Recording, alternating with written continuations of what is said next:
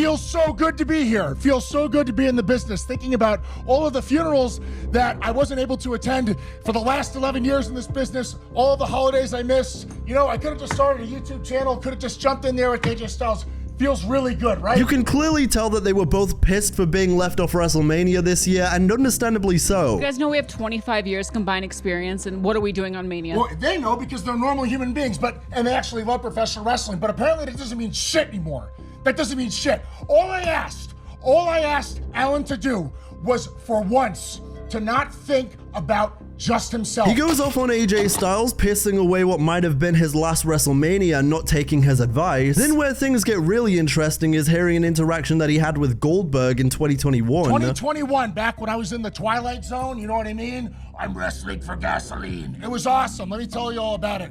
Bill goes, hey, Kross, you know what? You remind me a lot of me. I go, I think we have different styles, Bill, but I really appreciate that. Do you have any advice for me? He goes, you know what? You just got to be a good soldier. A good soldier is what he said. So I decided to be a good soldier. You know what happened? They released me. Oh, but it doesn't stop there. You know what being a good soldier gets you, everybody here? Just so in case you're wondering, you want the back scoop here. Being a good soldier gets your times cut. Being a good soldier means that people come up to you and say, hey, you got any great ideas? Yeah, here it is from Scarlet. No. That's a little too great. We're looking just for good ideas. That's for those guys over there. That's what being a good soldier is, okay? Being a good soldier is coming to your hometown where you cut your teeth when we got started and not being on the card. Kross continues talking about it being all about viral moments and how he never asked to wrestle Randy Orton at WrestleMania. It's all about viral moments now. That's what it's all about. Viral moments. Well, Guy, everybody's been telling me that I gotta become undeniable. And as soon as it happens, they ignore it and they shut it down. I never asked to wrestle Randy. I never asked. That happened organically, and you ignored it for a viral moment. And good on Joe. Nothing against him. But you ignored it. And the crowd told you exactly how they felt about me on SmackDown when I was eliminated. And you ignored it. Become undeniable. My ass. My ass. You want a viral moment? On behalf of all of the true fans of professional wrestling, Guy with the suit and tie in the truck, go fuck yourself. That's from Killer Kross. No. And I think for as incredible as this work shoot was, you can't help but laugh at Scarlett's soul leaping out of her body when he said, go fuck yourself. But we'll come back to current day Karrion Kross in a moment. Karrion Kross, I think Karrion Kross is one of the most talented, his beautiful wife. I mean, they're a great team together. I think like that kid I see like at some point, like really like getting that break, like the bench is deep. They got a lot. Yeah, that's really is. While he may be on the rise again right now, Karrion's WWE career has been weird. It's a mix between extremely awful booking, weird character changes, overcomplicated details, and generally just inconsistency. And I will be the first to sit here and admit I am not a Karrion Kross guy anymore. I liked what he did in NXT in the pandemic. I could see the appeal. I thought his look was badass. His entrance with Scarlett had more aura than you could imagine. But when he debuted on Main, that's where everything starts to unravel. He made his main roster debut about a year after arriving in NXT on an episode of Raw in the summer of 2021. He took on Jeff Hardy and he lost. Yeah, it's certainly a choice to have your NXT champion debut on main roster and lose, but sure. Catching their first Monday Night Raw glimpse of NXT champion Karrion Kross. It surprised everybody that they go ahead and call him up just to have him lose, and it surprised everyone even more when he started wearing this weird 13th century attire. I have no more words for whatever the hell that is. Speaking of no more words, A little throwback. Check out the music. this was also on the same night he brought back the iconic theme, so to be fair, Karrion, no harm in losing in 4 minutes to No More Words Jeff Hardy. But jokes aside, he shouldn't have been coming up to main roster to lose after being so dominant on NXT at the time. A short while later, he'd be released by the company with reports claiming creative differences and a lack of support from Vince McMahon. Kross would go back to the independents where he was welcomed back with open arms as he continued to build on his in-ring work and character. And it was a real bummer to go ahead and hear that Karrion Kross had been released in November of that year because, like I said, at the time I was a Karrion Kross guy. Whoa! There's that doomsday I thought the mystique of his initial persona was exactly what Raw needed around that time, but sadly under late Vince McMahon it was just never going to end well. I sometimes wonder how WWE fumbled stars like Dominic Dijak, Keith Lee, and Karrion Kross around this time, and then I remember who ran the company. But then we skip ahead to August 2022, the dawn of a new Triple H era where Karrion Kross would return, reuniting with Scarlett once again. Oh my God, from behind, McIntyre attacked and was yes! Karrion Kross is back! He was eventually drafted to SmackDown in 2023 where he was involved in a feud with AJ Styles. Kross! Styles clash! Jay Styles shoulders it down! And in December of that year, he would be partially involved in the United States Championship picture, but generally his return run besides the initial return felt underwhelming. I didn't think he looked like a star anymore, nor was he being treated as one. Although speaking on his character and his appearance, I think the small details around how he's corrupted certain wrestlers like the New Day, I think those are very cool, albeit a bit of a stretch in some spots. In his feud with AJ Styles, he damn near looks like an evil AJ Styles as he's trying to corrupt Alan once again, because I guess in a way you could go ahead and argue that he did corrupt AJ Styles the first time around. I mean, when you think about the timeline, he was in that feud with AJ Styles in the summer of 23, and then a few months later, AJ Styles is that ripped, you know, allegedly shall we say, chug-jugged version of AJ Styles. But regardless, AJ Styles coming back and being a heel in that time, and then recently, he said that version of him is a version he never wants to go back to as far as in character. And so part of me feels like it could be a bit of a stretch to say that the Karrion Kross effect went ahead and created that evil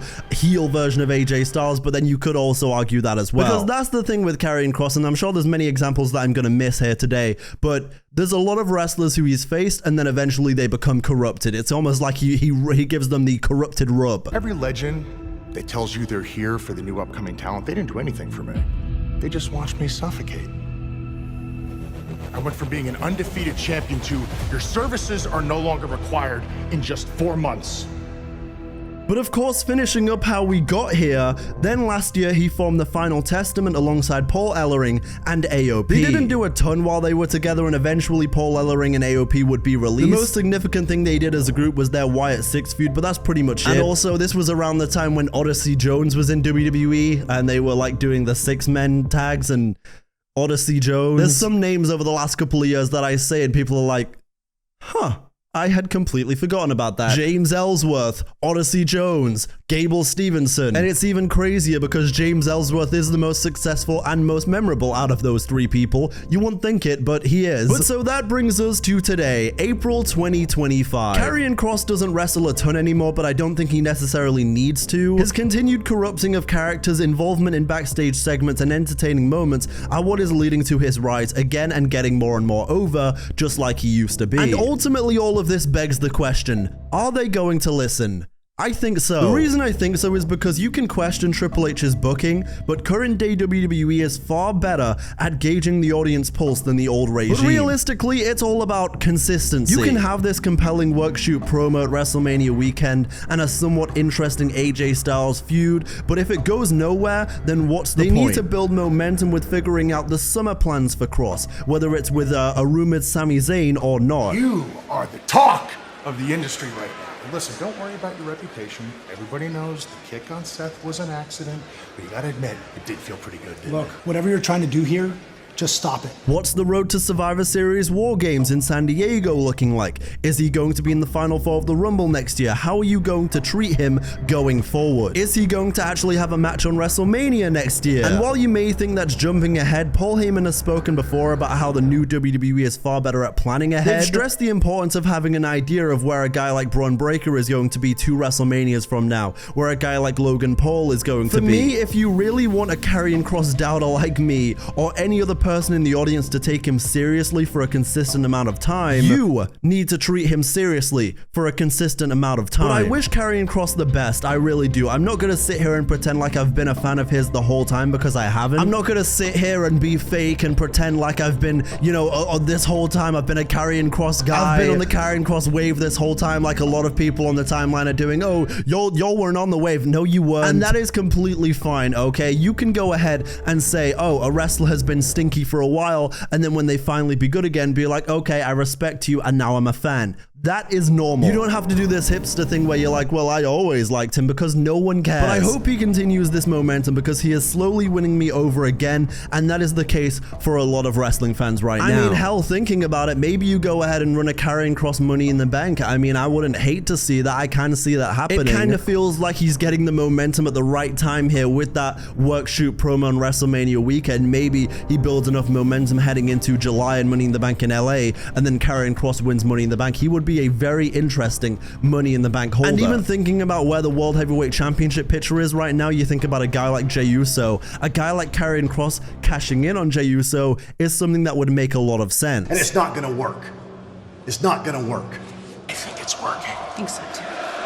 And also, going back to what Karrion Kross said about AJ Styles maybe having his last WrestleMania, you know, next year, maybe this year, maybe 2 years from now. I think one of the most important things you can do for me as the viewer of your TV show here, when it comes to building up the character, is making him make some very valid points. Because while I enjoyed AJ Styles versus Logan Paul, you can also see where Karrion Kross is coming from. AJ Styles might not have many WrestleManias left, and wasting a WrestleMania match on Logan Paul is maybe not the best decision, and I think a lot of people can go ahead and say, oh yeah, actually, you're right. I think that's what Karrion Kross needs more of. It's validity in what he's saying and also what he's doing in the ring. And I think that's slowly what they're doing with him. Now, do I want to see Karrion Kross wrestle more? Yes. Because while these wrestling interviews and backstage promos and shoots or whatever, all these moments and shenanigans are cool, what I really want to see you get validity in is proving that you can win in the ring, because at the end of the day, that's the whole point of this wrestling thing. It's winning and losing. That's the important thing here. And so let me know down in the comments below, are you a Karrion Kross guy, and where would you have him go for the rest of 2025?